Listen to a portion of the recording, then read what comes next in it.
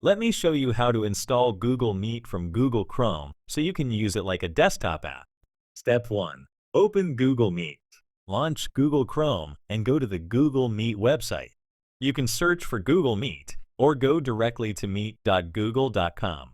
Step 2. Open the Install option. Once the page loads, look at the top right corner of Chrome and click the three dots menu. From the menu, go to Cast, Save and Share, then click Install Page as App. Step 3. Install the app. Click Install when prompted. Chrome will create a standalone Google Meet app. Step 4. Access the app. The app will open automatically and a shortcut will be added to your desktop. You can double-click it anytime to launch Google Meet quickly.